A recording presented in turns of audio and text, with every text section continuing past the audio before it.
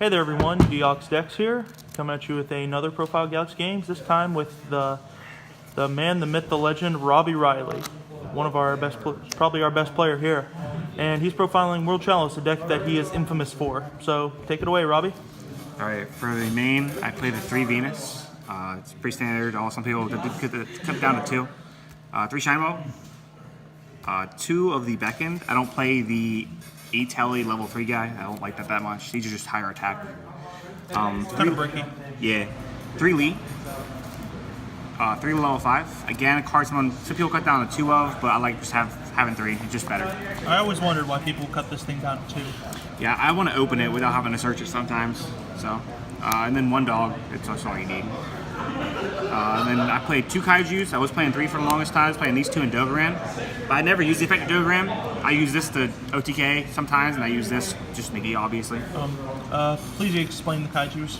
I play the field spell, which we'll see in a little bit. But this one, you can remove 3 counters from the field spell, attack monsters up to 3 times, and then it just negates everything. This is the nut. Gamma is pretty crazy. Yeah, and I still play 1 Exodius. Taking bets. What is it? It's the bad card. It's not a good one. Are you sure? Yeah. Want to bet on it? Yeah. No, I don't want to bet. Let's see what he gets. Good luck, though. Yeah, sorry. Yep, sorry. Oh, you know what it was? So I play 1 Exodius still. You don't have to play this. I only play it because I like putting the Garnet back, especially when I draw it and it's bricky. There's so many times where I summon Garnet and have this even still. It's so annoying. Especially when I play 3. When I play 3, it's a little more better. But you summon Garnet, make a Link Spider or an M-Duck, summon this, put Link Spider, or put Garnet back to your deck, and then if you've made the Link Spider, you can actually Brain Fusion. So I only play 1 target, it's Garnet. And also with this, you can put back your Venuses and Shine Balls. Yeah, that's why I still play 1, is because it works well with the Shine Balls, yes. I am playing the Nightmare version, so I decided to play the Nightmare Corrupted Ibli. Our deck, I should say World Chalice, can't do it as well as Goki right now, because we have to use our additional normal in order to make Arum properly. So we don't have a generic link to like the Noble Knight one that points down to. So right now I just use it to just give my opponent, interrupt my opponent, and it still works, normal summoning at other times to be able to bring back our Link monster. It's still really good. Have you played against Goki yet? No, it's really good though. I think whoever would go first against us would probably win. Yeah, probably. 1 Ash, because I only own 1 Ash. I would play 3 of this, it's all good. To make up for some Ash, I do play the Ava build. You play 2 Herald and an Ava. When this card starts to the graveyard, you can banish up to 2 fairies and then search 2 level 2 or lower fairies from your deck to your hand with different names. So you normally search this in Elite. And then Garnet, of course. I don't play Lazuli because it's just not that good. If you pitched Lazuli off of Lee to add Lee back, you can't add 1 back. You can't add a Bell back to your graveyard like a lot of people do, because Lazuli only works when set by card effect, not cost, and Lee is cost. So one thing I'm sure you might find interesting is that I've seen people even playing Sapphire. Oh yeah, right. I just love this because the attack's so strong and it's a vanilla. I can literally normal summon this and still do stuff with it. When Lazuli just does nothing. That's the end of the monsters. Next to spells, I play the 3 Brilliant Fusion. It's great, especially when this gets ashed, and then I still have like a Transmodify play, which is here. Let me get a close up at the Maltese. Oh yeah, they're pretty. That's probably the most beautiful card I've ever seen. They're pretty. And then I play the triple Transmodify. This is like a, I guess a go hard or go home kind of build. Your targets are Lee, of course, a Shine Ball, or even the Heralds. Which I just did today. I bricked, and I thought it was a brick. I had the field spell. Normal some of this Transmodify, they didn't have Ash, so it goes through. It's kind of like the Predaplan engine. It's high risk, high reward. If it goes off, you win the duel. If not, you put it back with Skull Dread. Yeah, plants are busted in that respect. Right, and then I do play 1 Terraforming and 2 Field Spell. This is brand new for today. I was playing 2 Field Spell, and I could never get my Field Spell out. So I decided to play a Terraforming, and it worked out okay. I saw this more often than this, surprisingly. Whatever. And then 1 of I played 1 Monster Born, 1 linked Monster Born essentially, a Foolish Burial, a Soul Charge, and the Unexpected Die. All very good 1-ofs that help me extend or start my combos. And lastly, I do play 2 traps, 1 being this. This is like Seraph Knight essentially. It gives you you set it, activate it, especially for the same turn you set it, it becomes a vanilla monster essentially. You use it for a Link Spider or an M-Duck. It practically turns into Seraph Knight with 1 card. It's pretty good. You can get Ash. And then I do play main deck the Imperial Order. I've always main decked this, even before the Sky Striker cards, but this is a blowout against them. It's really good. That and Draw and Lock. Yes. That's the end of the main. It should be 40. For the extra, I do play 1 Link Spider, 2 Imduct. It was very weird putting the Nightmares in, cutting this down to 2. Extra deck space in here is very, very, very tight. So like it was just weird, but I've gotten used to it now. 1 Mermaid, I really go into her to be honest. I go into her most of the time on top of Firewall still to draw a card and about the Ibly, but I still yet to give my opponent Ibly. It's just, if I do, which I have once, I summon Cerberus and then pop the Ibly just to draw another card.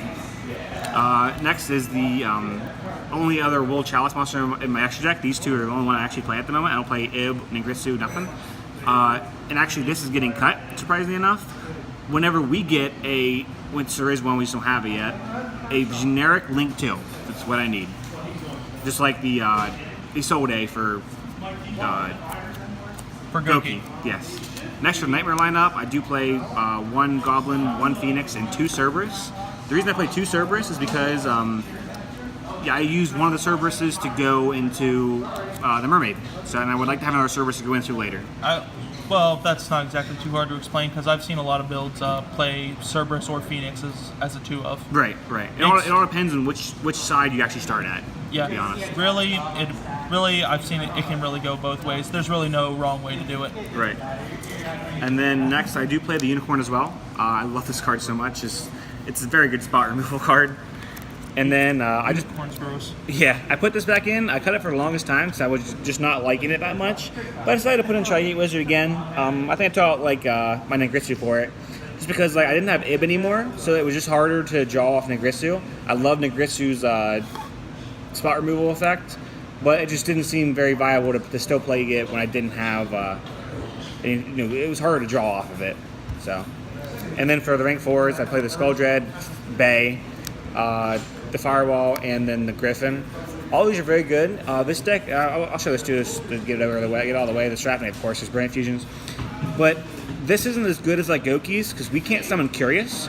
I mean, maybe we can have to look more into it, but Curious would always send something like a Imperial Order or Twin Twisters or whatever hurts your opponent. You can slide stuff in, and this would set it immediately off of that. So I can't do that with this deck.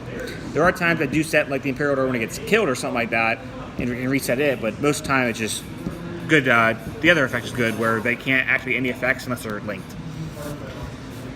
Next to the side, I guess I'll just go through this really fast. This is kind of like a local side, but it's good in general. 2 draw. Great against Sky Striker, great against the True Draco, a lot of things. You say that your personal preference is to have a lot of 2 elves on your side. Yeah, I don't like either 1 elves or 2 elves. I don't like 3 elves. When you have if you have 2 3 elves,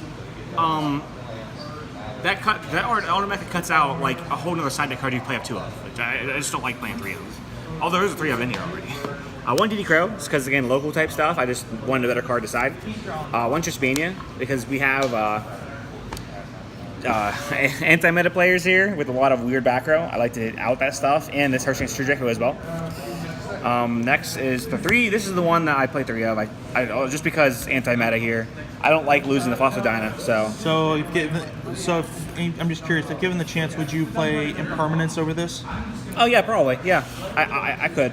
This is just I like this so much though. I could just start with Impermanence and stuff like that, but I like this as well because it works on damage step. That's come up a couple times. Sure, you can activate Impermanence from your hand given the circumstances, but normally Impermanence is a little bit slower than this. Yeah, for sure. Next is 2 MSTs. Again, I don't like losing the Mage Power. I don't lose the Moon Mirror Shield and stupid stuff like that. So again, you're probably the only person I know that still plays MST. This deck, surprisingly enough, pays a lot of life points. Like you're paying 15 for your Venus play, and then if you have a way to like your Exodius to bring back the Shine Ball or whatever, do it again. There's another 15. You soul charge for 5 all the time. You have the soul charge. I just always seem like I have low life points, so I decided I'm not paying 1,000 life points for Cosmic Cyclone. I'd rather have these. And you don't like to discard for Twin Twisters. Right. Next is 2 Mind Control. I was siding 3 for the longest time, but 2's Oceans. This card is a nut. Like if I go second, no matter what deck I'm playing against, I side him in. Yeah, I have a very fond memory of you using this on my Starving Venom. Yeah. To copy Venus. Dude, yeah, it's right. It's just funny. I took his Starving Venom fusion monster, the one I just got banned on the recent ban list, and I was like, can this copy any monster? And he's like, Dylan said, yeah. So I took it and I copied a Venus, which I then summoned Exodius, put my Shine Balls back, and used the Starving Venom as a Venus. It was great. It was very interesting. I was very salty, to say the least. That was crazy. And then lastly, I played 2 Anti-Spell and 2 Roll Decree. Anti-meta here, and I've always sided this card. I've even won regional swap at this from like playing against frogs and stuff. And then it's just a good card, especially against the Sky Strikers now. So I also won a game up this today too. Was that? It wasn't against you. It was somebody today. I don't remember. But good card in general. All right, thanks for the profile, Rhobby. Any other things you'd like to say about the deck or whatever? Skull Dread OP. Skull Dread OP. Yeah. Enough said, right? Yeah. Well, thank you for the profile, Rhobby. Remember to like, comment, and subscribe, and we'll catch you guys next time.